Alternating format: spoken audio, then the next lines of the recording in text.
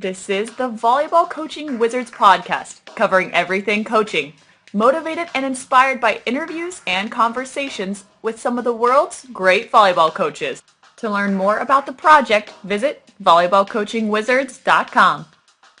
Now here are your hosts, John Foreman and Mark Lebedew. Welcome to episode 13 of the podcast.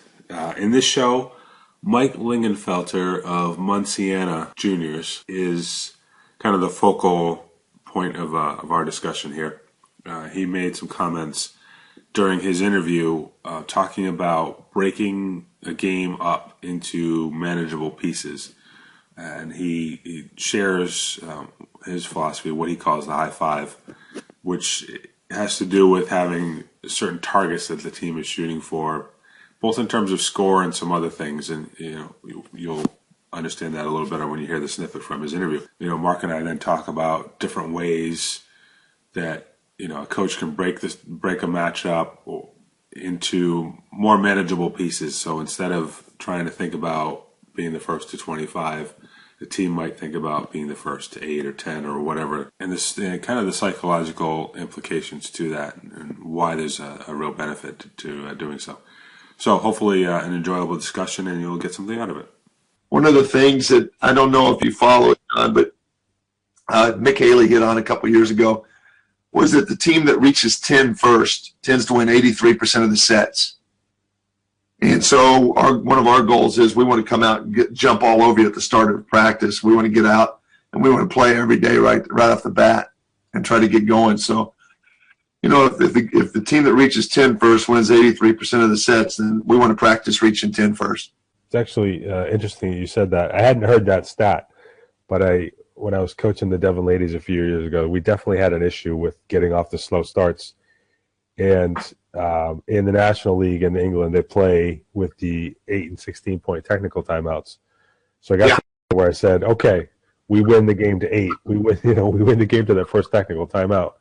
And boy, did that change things. You know what somebody said to me, and I never thought about it. I do a thing called the high five. We got 5 variables that we want in every single game. We want to reach 10 first. Because if the guy that reaches 10 first wins 83% of the sets, I want to be that guy. We want to force the first time out. We want to reach 20 first because that guy tends to win 92% of the sets. And we want to force the second time out. And then after 20, John, we just want to play clean. That doesn't mean you won't score. We just don't want to give you any points. And so I told somebody that, and he said, that's a great idea. And he said, because now your kids, you've broken down 25 points into really 5 little games with M1, and people can play smaller games better than they can play larger games. And, I never thought of it. We just call it the high five, and we chart how many of those variables we nail down. But it's just like what you just said. You're playing to the technical. You want to be the first to the first technical. You want to be the first to the second technical. And what happens is in this day and age of people with really fleeting comprehension and or attention spans, you may be better off putting things into segments where you're playing in 5, 10, 15-point segments as opposed to 25. Those comments from Mike that in our discussion about trying to break the game down, as you would have heard from just the conversation, was something that really hit home with me for sure, based on my experience coaching in England. And it wasn't the first time that I've coached a team that had a hard time getting off to a good start in a set or even in a match overall. And it's always been one of those questions of, okay, we start off a little lackluster. How do I get them to, perform straight away instead of, waking themselves up in the course of the match? And in that particular case with the Devon ladies, it was definitely something that worked in saying, okay, we're going to win the game to the first technical timeout at 8 points. Granted, not everywhere you go has that convenient sort of structural arrangement. Like in Sweden, I don't have it. We don't use the technical timeouts here. And when I was coaching Bucks in England, we didn't have them either. But I know that I've heard coaches before talk about, even in the old rally, even in the old side out scoring days, break the game down into 3 parts. each consisting of 5 points. So win the game to 5, and then win the next game to 5, and then finally win the final game to 5. So from that perspective, it's always made a lot of sense to help keeping the team focused. Yeah, the idea is something I've heard a lot about in the past in different contexts, and it's something I use often. So in a technical timeout, then I'll say, okay, let's we push now to the second technical, or let's work to be ahead at the next technical if we're a couple of points behind or something. So it is an easier way maybe of going about things sometimes, and it has an actual word for it. It has a description in psychological literature and sports psych literature, and I couldn't really find it. I think it may be chunking that they talk about, and I remember as a player the sports psych lessons, and they talked about managing.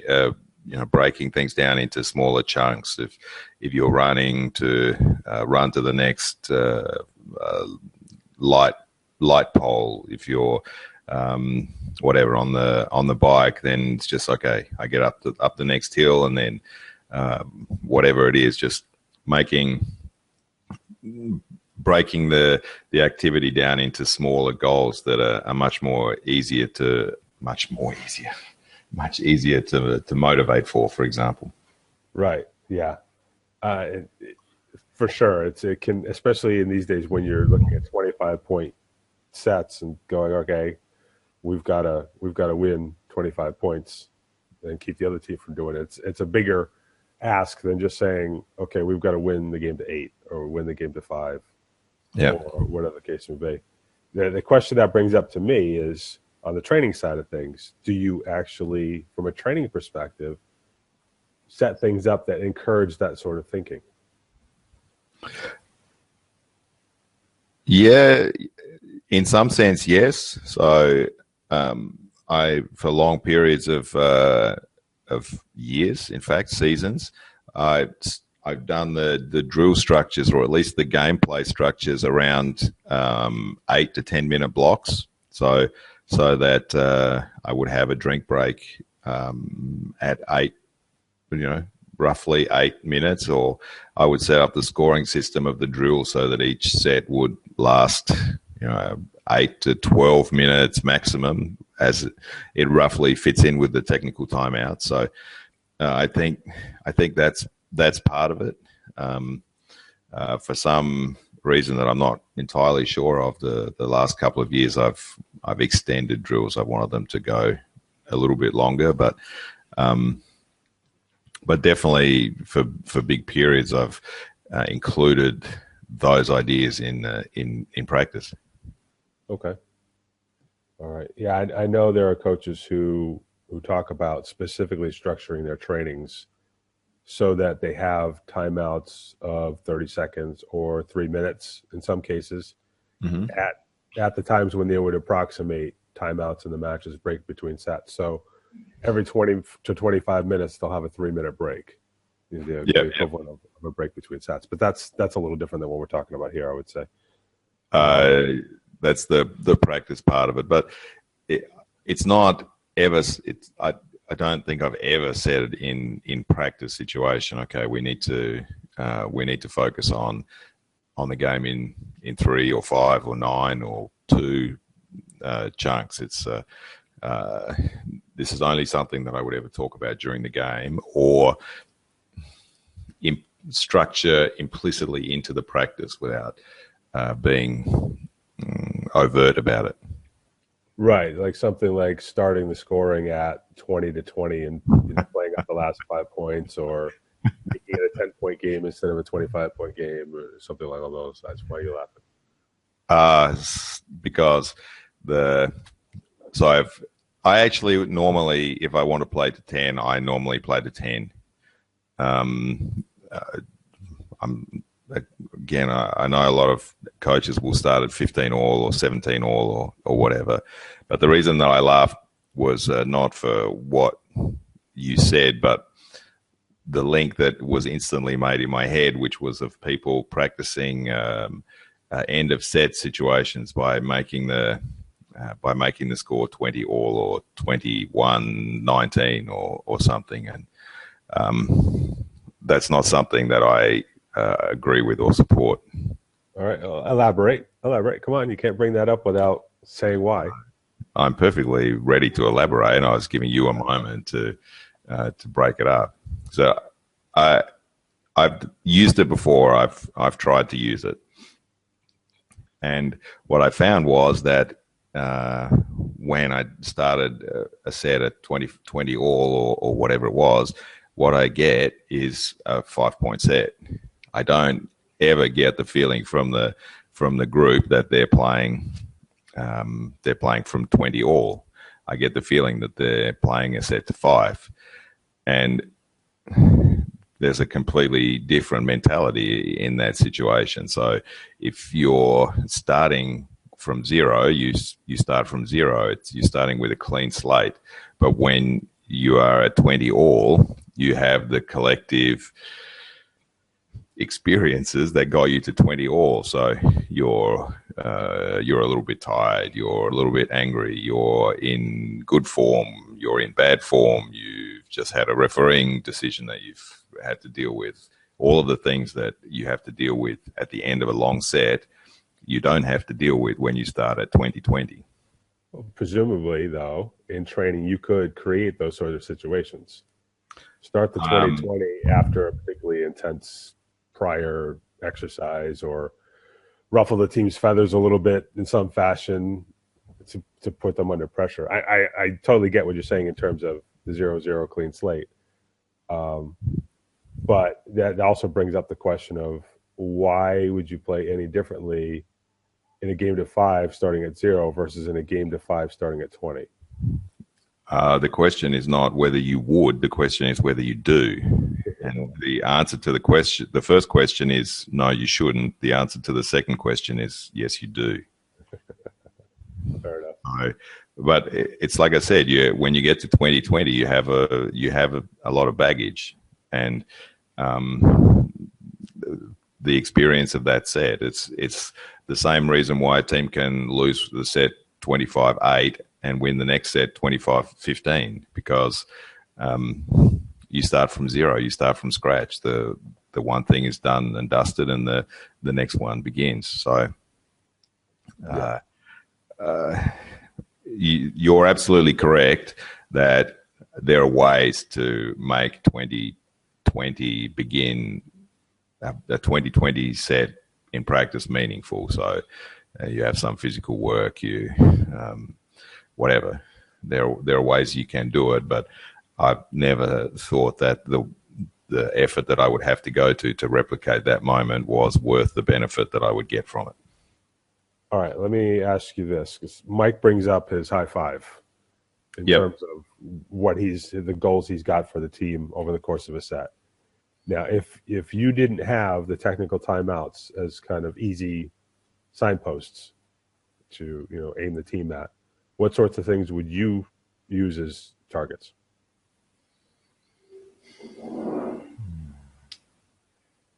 Yeah, that's a really good question, because the technical timeout, it gives a break where it gives an actual break. So, all right, you reach your goal, or otherwise you have a moment to reconsider the next goal and how you're going to go about it. So the way I think about it, because I'm conditioned to technical timeouts over many, many years, is that there has to be some sort of break at that moment. So where you consider it, but the most logical way is maybe 8, 16, 25, because I think five periods is a lot. 2 periods is not many. So 3 periods seems about right to me. All right. So roughly 8 and 16 being roughly a third. Yep. I'm trying to think about what I've been doing this season here in Sweden, where we don't have technical timeouts at all. And I've definitely talked about at the end of a set winning the game to 5, but not as much with this team as I've done with other teams. It's just a different group. Yeah. I honestly can't think of a time where I've said, okay, we want to win the game to 8 or the game to 16. Maybe it's just this particular group. I haven't seen the need for it yet, or maybe I'm just thinking of it more in terms of when I'm gonna call a timeout if I think I need to call a timeout. Yeah, and that varies.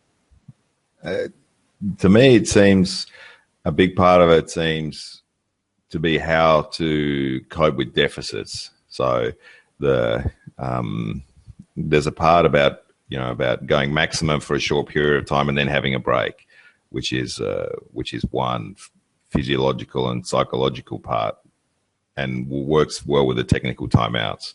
But the other part, I think, is where I see the most use for it is dealing with deficits, so that if you can have the moment in the match where you're 4 points behind, so it's 10-6 or something, and you call the timeout and say, 10-6 can seem like an insurmountable deficit. You're playing badly, obviously, because you've lost some points, and